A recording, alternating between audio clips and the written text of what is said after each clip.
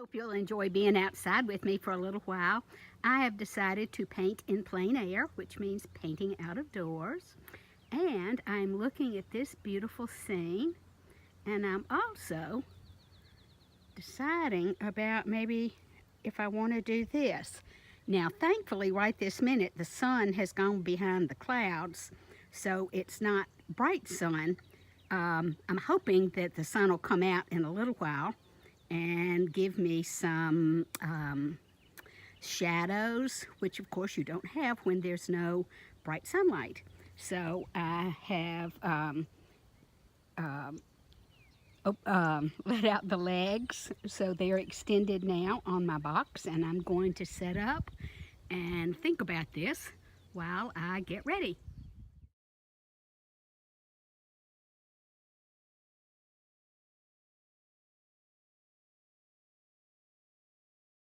I've opened up my box. Now, one tip that might come in handy is I always count my paint brushes before I get started, because it's not fun to get home and think, ooh, I thought I had that brush with me, and then you can't go back and always find it. So I count them first so that if they fall down there, I will figure it out before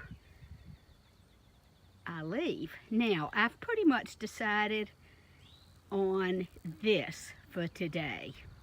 And so I have angled my box so that I can see my vista. And now I'm going to get my stool, because my legs have sunk into the ground too far to stand up. So, about ready to start.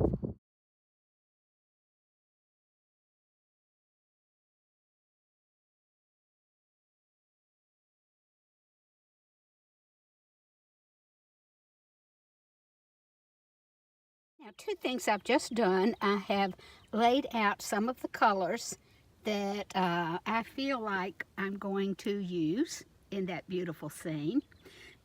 I have put a very, very thin coat of liquid on my canvas. I do that first, and when I'm starting like this, I spread it over the whole canvas very thin so that my liquid is a drying agent. It's a resin, and it helps the paint dry. So I put a little bit of that on first. Now, two colors that I want to use today are by the Sennelier company. It's a French company, and it was begun in 1887. And Gustave Sennelier made paints for Cézanne and Monet. And I'm going to be soon painting in France, in southern France. So I want to start using some of those wonderful colors made by that company, especially for the Impressionist. So, about ready to get started. When you're painting outside, to me, atmosphere is everything. So, I want to get, even though it looks very faint, there are diagonals in the little streaks in the sky that I want to make sure I have before I start painting in the little hill and the trees. So if you're painting outside, why would you do this if it wasn't about the atmosphere of what you're painting? So get those things in right away.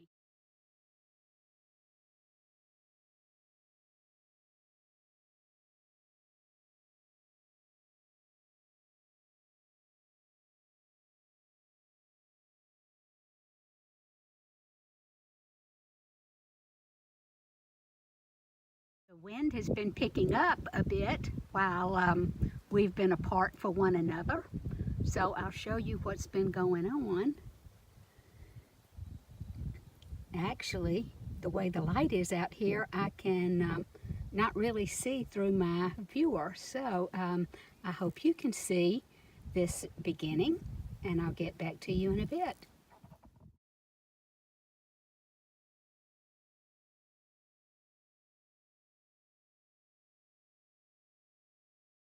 So here's the situation. My time to paint for today is up, and that always makes me sad.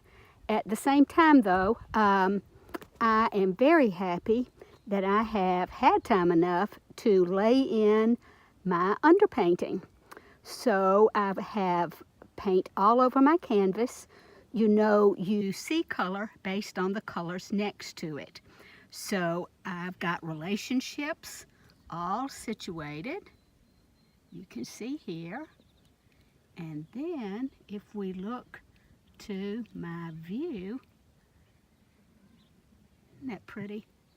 So right now I have all these color relationships that I feel like I'm going to need to complete my painting. So I can't be back tomorrow. I think it's going to be 3 days. So this should be nicely dry to the touch, and I will be able to then begin to put the details, these high grasses that you see here, the trees that are in front of the little building, in front of the mountain, and these trees over there, and then the grasses that will be on top of, that will rise up from the ground in front of the little bit of water over there. So I will have fun in a few days adding to this, and I want to do it just as quickly as I can this week so that this will not have grown up and dramatically changed. So thank you for being with me today. I hope you've enjoyed this first installment of our painting. So have fun. It's been a great day. Bye.